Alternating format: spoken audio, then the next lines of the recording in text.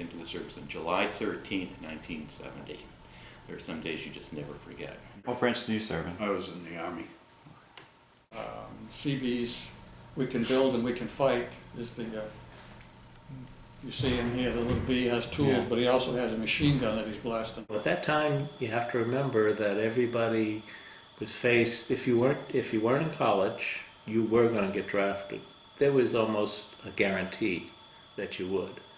And so one way of beating that, not beating it, but is to choose what you want. If you're drafted, then they choose what you are or what you do. Right now I feel about the draft, I think everybody, I don't think they should ever have done away with the draft. I think everybody should be required to do something for the country. I drew a high number. It was a big deal. It was like 6 of us took the day off from school and took the bus into Boston and Nice. signed up. 1961, and that, a friend of mine named Robert Chick, Bobby Chick, Chicky we call him, he and I joined the Navy, and we went in on October 12th, 1961, same year we graduated. And that was, we planned to do that for probably 2 years before we graduated. I went as a college option to OCS, which is Officer Candidate School. And I had signed up for that. And it was a long process, acceptance process. When we lived in Connecticut, I had to drive up to Boston to meet with some people, and I had to take, a couple of exams and physicals and all that kind of good stuff. But in the meantime, while all this was happening, I also got drafted.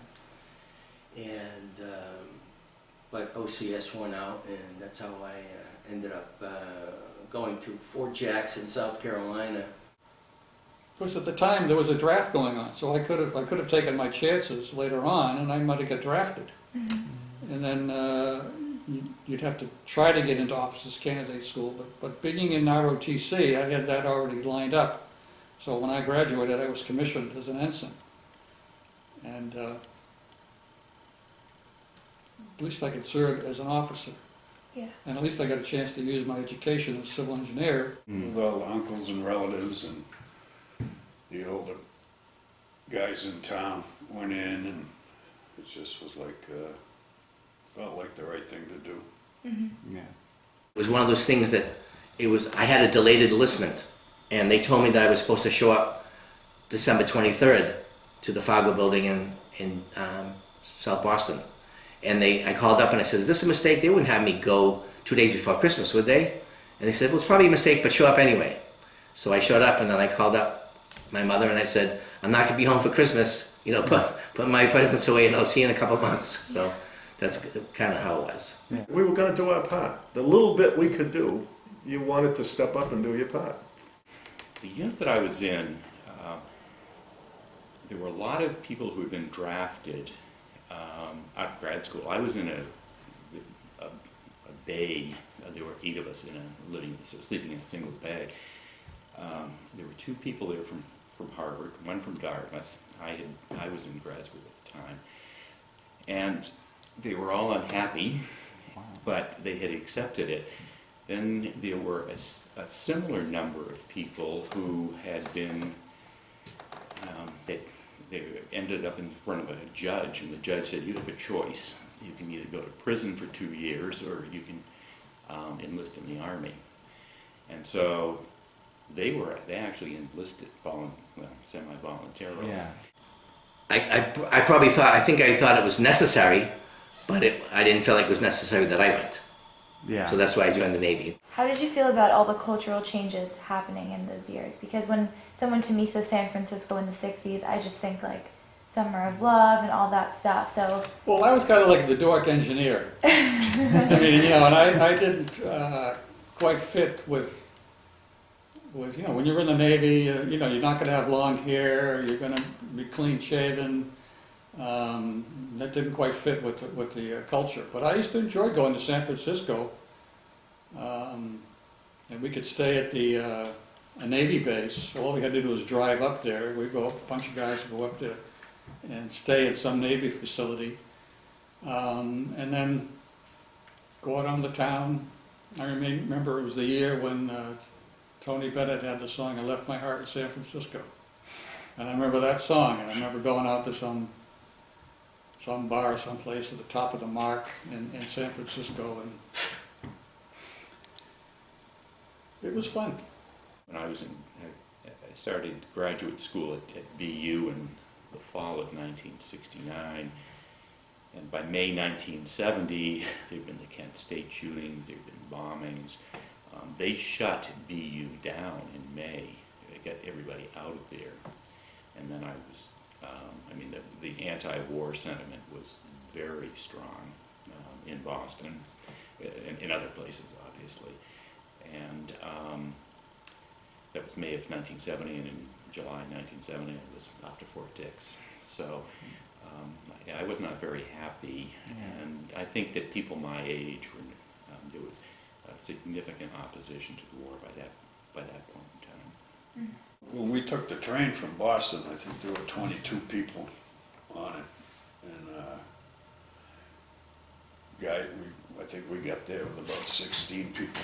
They had this one kid in charge that was carrying everybody's files and take a head count after every stop. You know, he'd be in New Haven, it's like, we're too short. They just, Wow. right till we got there, and then even after that, people would leave. You know, I'm not getting my hair cut. In one case, I had a colonel who said, get in the car, and took me to the barber shop and said, okay, told the barber he'll have a military haircut when he leaves here. So I did. When I came back from serving overseas, I was told, don't wear your uniform off base. Wear civilian clothes. May sound like a simple thing, wear civilian clothes. I don't have any. I got 2 shirts and 2 pairs of pants and a whole lot of military stuff. So wearing civilian clothes, I don't have a lot of variety. So if you went off base, you were told to, and that was just because people would just for no reason start harassing you. It really didn't change anything because our hairstyles were very different from the other hairstyles at the time. So we stood out like, a sore thumb. You could spot a GI walking around in the street without a uniform. You could find him very easily. I remember reading Life magazine, and there was a story about advisors going to a place called Vietnam. But that there was, I had no idea where Vietnam was, other than reading in the paper. If I did well in my aptitude test, I did horrible in geography. So I couldn't have told you where it was. I didn't read the papers a lot. I was probably a very typical kid. Why would I care? Yeah. But I knew there was a draft going on, and I knew that I didn't have a choice about serving. I was very much opposed to the war. I thought it was a huge mistake for this country to be involved in Southeast Asia in that capacity. And there were days when I thought, hey, do I really, what's life in Canada? What would that be like? That wasn't an option for me. I didn't feel, simply because I had mentioned earlier that my father had served in the Marines in World War II in Korea, and if I had not done my duty when I was called by my country, that would have created a sense of significant discomfort on the home front with not only with my father but my mother as well, who felt that it was important for everybody to do their duty. My mother didn't like it. Well, I won't say she didn't like it. She had 4 sons to give. She doesn't know what's going to happen to them. She doesn't know where they're going to go. I mean, it's while we all did go to places where we weren't in danger, there was no guarantee of that. She had no idea where we were going to end up. And she did read the papers. Like I said, we joined because, all the uncles and the fathers and all that, everybody was in it. And Memorial Day Parade was a much bigger deal back then. Yeah. Everybody was uptown for the day and cookouts and all that stuff. My cousin was a sonoman. He told me all about the training down at Key West, Florida. So I went to Key West after I got out of boot camp. Went to Key West and got sonar school, which was 36 weeks, I think, in those days. The first 12 or 14 weeks were all electronics, which is just what I wanted as a kid. I ended up going to Fort Jackson, South Carolina. First time I was ever really away from home. And we thought we were going to Fort Dix, which was a couple hundred miles away, and we ended up going to Fort Jackson, South Carolina, which was on the other side of the world as far as I was concerned at the time. And basic training was kind of a shock for me. All basic training, what they're trying to do is take a person like you, just a normal 18-year-old kid, and convert him into someone that will accept orders, follow orders, and do what they need to be done. The discipline, teaching the discipline, the breakdown of the individual, I guess, that you've heard about to become part of the whole. I mean, there was an expression that came out in the late 60s, early 70s, question authority, and it's good advice. Military leaders at that time were used to the old way of, if they tell you, jump, the soldier would say, how high? Where during my time, we would say, why? Why do you want me to jump? Like, it wasn't just because you say this, I'm going to respond. So that was kind of a different time. That's one thing that I noticed during that time, that things were different and they were frustrated. And right to Washington, my people won't, jump when I tell them to jump, kind of thing. But First thing you have to do is listen to the commander-in-chief and see what he wants to do. First week of January, I flew to Key West for training, 1962. And in 1962, the Cuban crisis came to Key West because of the Castro incident when they were putting missiles from Russia in there. So I happened to be in Key West when the Cuban crisis came to me. All the time it was a 6 or an 8 week problem period, you might say. And even after it left. So I was in the middle of the Cuban crisis. So I thought that was, in history sense, that was pretty interesting. When I was on the base, we went to chow in the morning, breakfast. And every sub, the sub-tenders, there were a couple of DDs, destroyers in port, getting loaded with equipment and stuff. Empty, gone. So it was a full-time incident going on. Reported for duty in California. They have a civil engineer course school where they have a training program for the new ensigns coming in.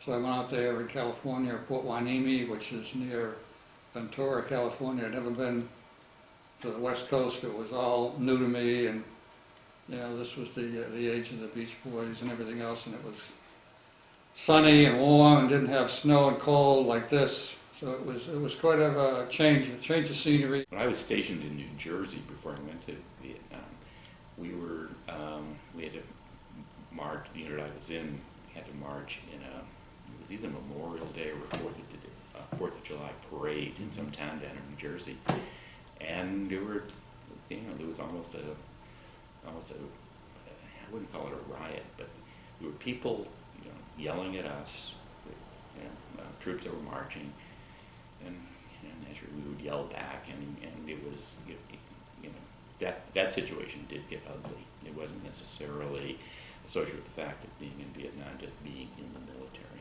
And they were talking about the Progressive Student Party. Oh, was it like a club or something in Medfield, or? Yeah, there was like Bruce Harris and some other people, working it up, and we knew everybody. Yeah. Like, we grew up together. Yeah, We were friends, but it was kind of like a split, against the war, for the war. Yeah. Did any of your other friends end up joining the service from Medfield, or? Yeah, there was a few in my class. Gail Myron, Tommy Rogers, different family. Friends of mine from town went. Kid that I knew, Stevie Hinckley, of course, died in the war. I knew Steve. He was younger than me, but I mean, he was a good kid. He was a lot of fun. I know his family real well. at the time, you know. Yeah. The town was probably 1,000 people in, so we touched the town. Yeah. And they, well, like I said, then a lot of guys were like gung-ho, they're gonna join them, they joined the Marines and Army, and Yeah.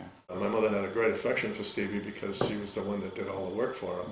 And he was always that kind of a kid. And of course, he had died in Vietnam, and it really did a job on my mother. I mean, because it was very close to her, you know. My mother worked at the state hospital, as I said, and I think it was a Sunday.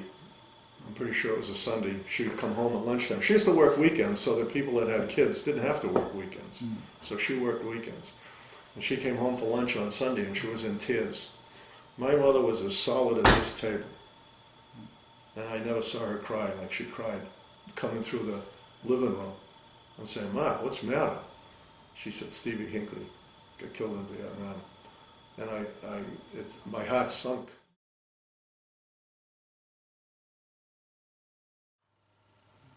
And what was your day-to-day life like when you were serving in Korea?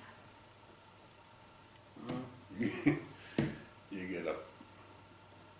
They started around 6:30. You were up way before that, but and, used to work on the mountain, guiding the missiles, and they were used to sit in those towers from sun up to sundown. We worked 6 days a week, 12-hour shifts at least, and you know we were just coming in, turning planes around, fixing everything that went with them, loading them up with bombs and sending them back off again. So it was one day off, and it was kind of difficult. You went out on the flight line in my case, and you were out there for your 12 hours. So you know you ate your dinner out there, you lived out there. Kind of an interesting job, I would say. We secured top secret crypto material, which was fancy kind of spy stuff. And we had to move that material around. So we had about 20, 30 people in this particular unit, and it was broken up into 3 locations. Centore Air Base, which was right outside of Saigon, Cam Ranh Bay, and Da Nang. We had like substations to get this material closest to the people that were ultimately going to get it. And then we had to physically deliver that material. So a lot of it was kind of control procedures, a lot of it was setting up schedules to get people, and I'm not talking about getting on a Delta Airlines flight someplace. I mean, you had to schedule like a helicopter flying out to some godforsaken, little outpost. I personally ended up in the South China Sea in an airplane crash and crashed off of a landing ship in a helicopter. So, and in addition to that, just about every flight we took we were getting shot at and hit. I remember one case in particular, looking out the window and watching tracer rounds coming up under the wing of the airplane, and a couple of rounds actually came right up into the fuselage of the airplane. So it was, for me, it was scary stuff. Maybe for somebody else it wouldn't have been. For me, it was.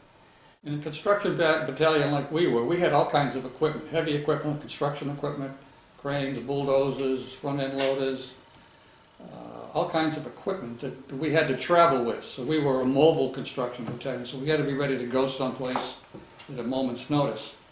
And in Manila Bay is the island of Corregidor. So that they said, okay, during our deployment we're going to have an operation, I forget what they called it, Red Book or something.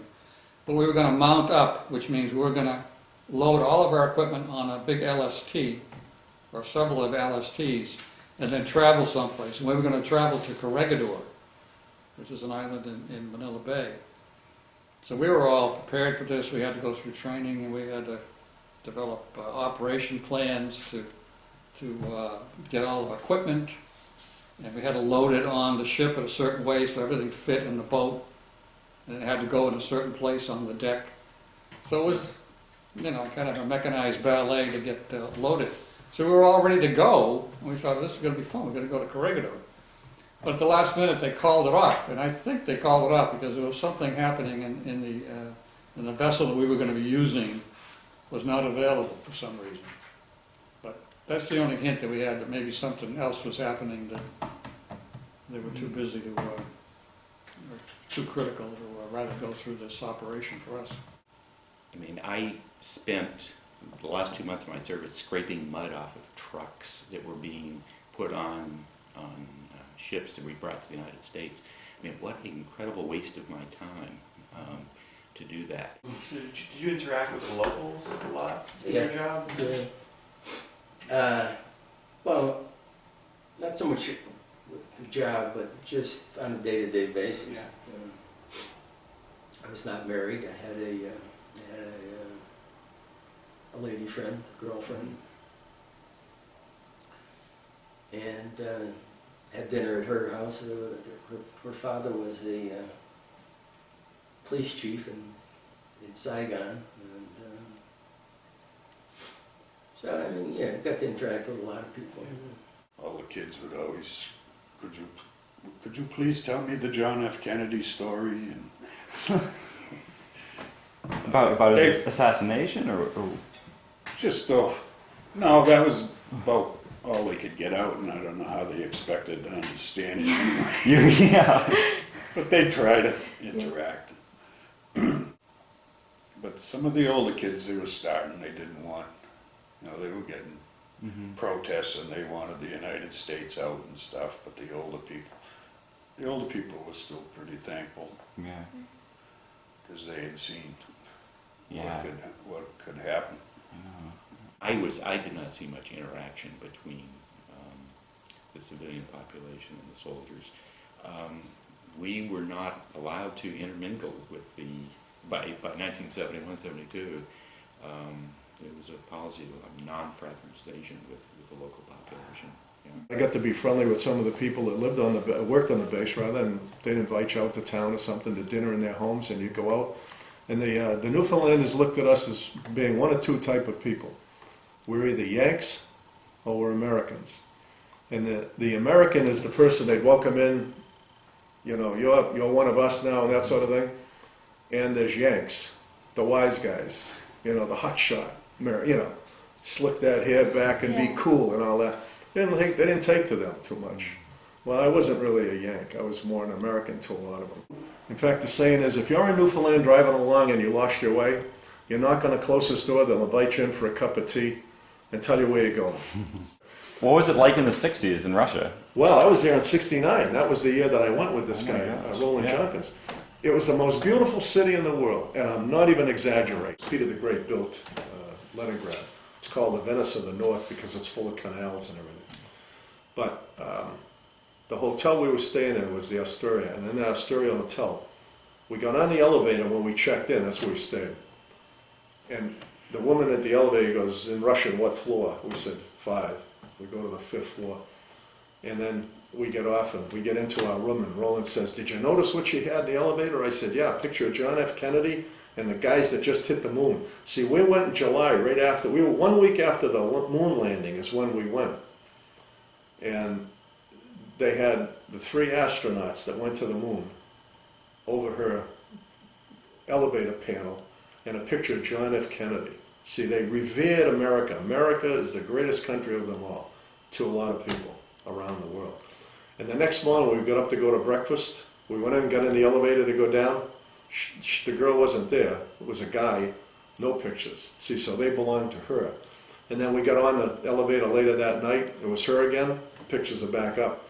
It was just funny things you run into. Bob Hope used to travel to the military bases every year with a Christmas show. And they came into what was referred to as Freedom Hill, which was an Air Force base outside of Da Nang.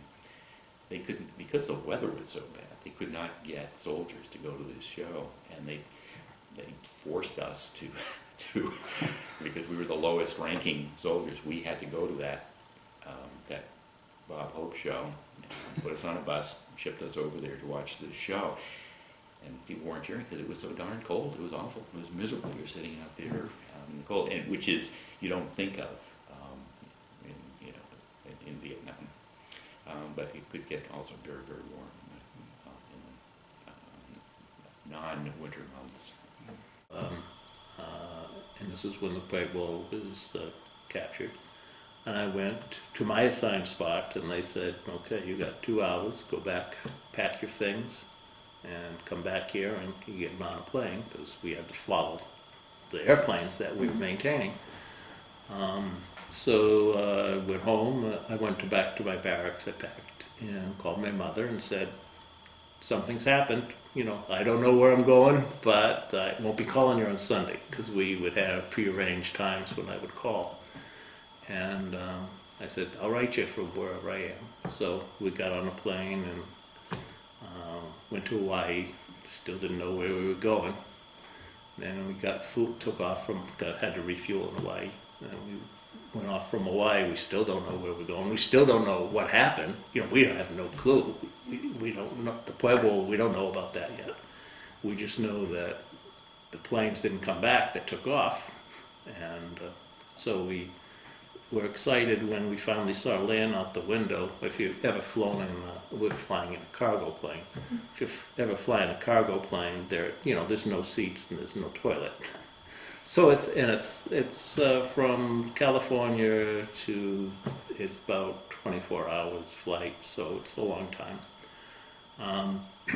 So we're happy to see land, and we can tell we're descending.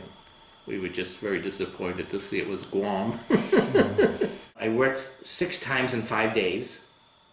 I worked 2 day shifts, then 2 midnight shifts, and then 2 evening shifts, and then I had 3 days off. So it was a lot. It was a lot of work to do, but it was a good team effort. I would get my work from certain guys there, and then I would process that and analyze it and stuff, and then if there was anything important, I would write reports and send them to Washington, D.C. So People that were there before 1968 had a completely and totally different experience than I did. I've got several friends who served in Nam at a different time that I've known in other capacities, and we've compared notes, and what they experienced, what I experienced, were very, very different. Very different. There were a lot of drugs there. When I was there, they were testing for heroin. There were units that were testing 60-70% positive for heroin, because when I was there, you were either bored out of your mind or you were scared to death. Those were sort of the two modes, just waiting for time to go by, or whatever was happening to you at that particular point in time that was unpleasant. You wanted it to be over quickly. But there was a tremendous amount of tedium and monotony and boredom, and I think that certainly contributed to some of the drug use that was very prevalent when I was there in 1971, 72. The animals, and we got to get out of this place was the #1 song in Vietnam.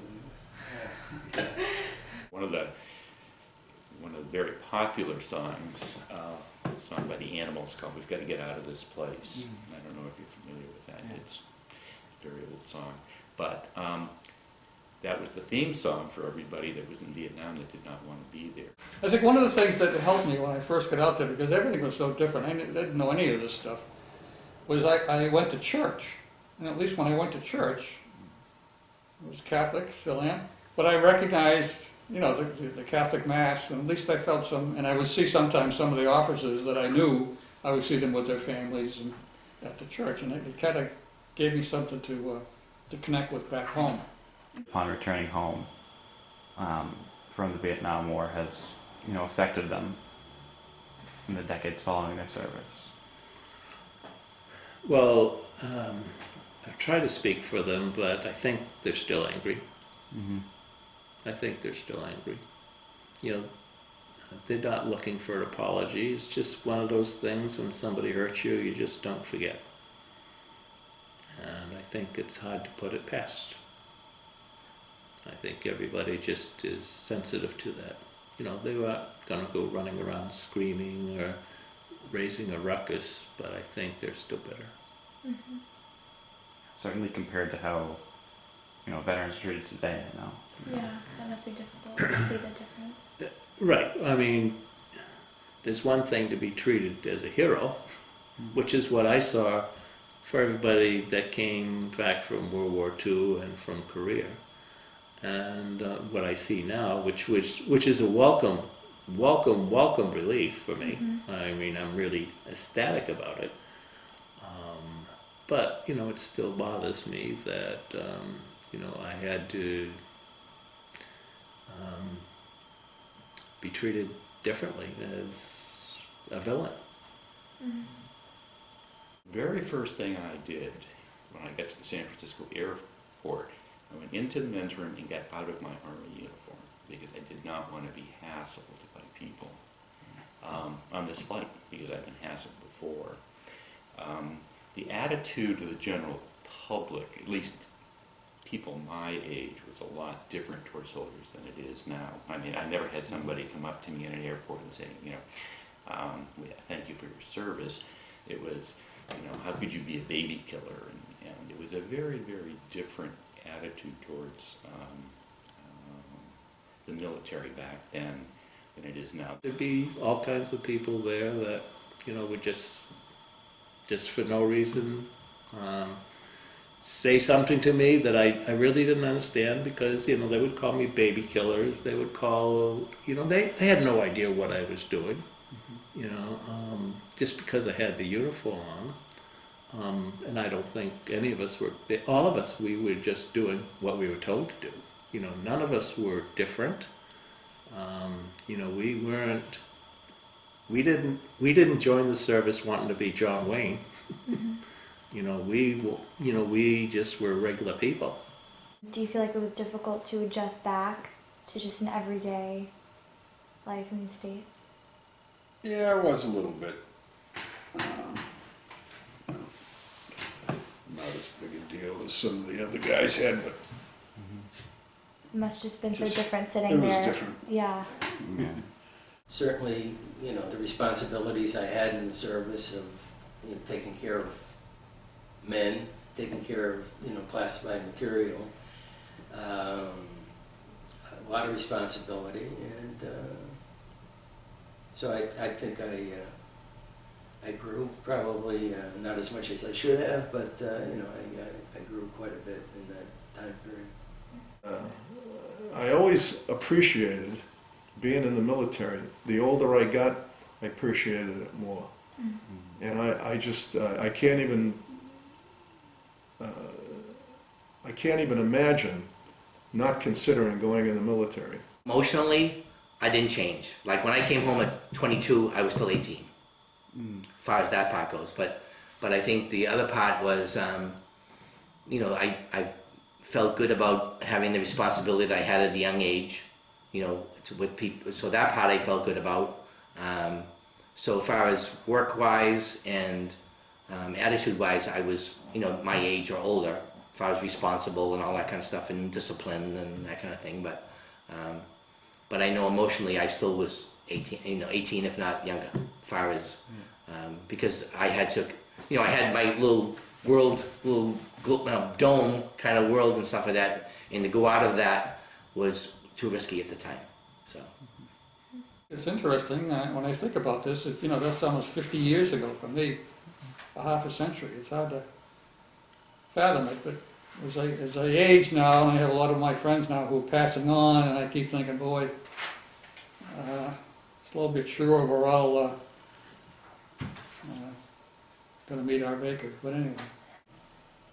I do a lot of reading on Vietnam. I get Vietnam magazine and stuff, and the political climate at the time was probably one of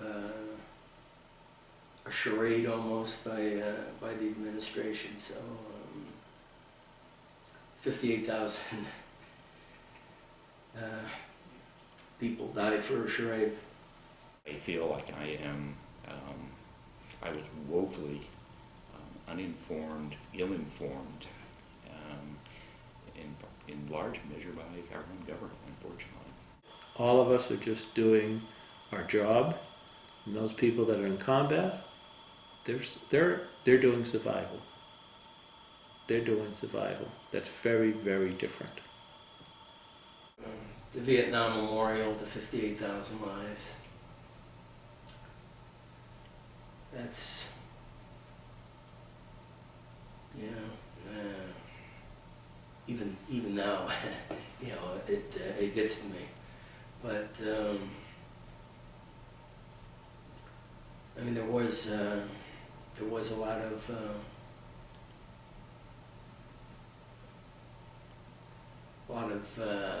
strong feelings on my part that happened, and it shouldn't have.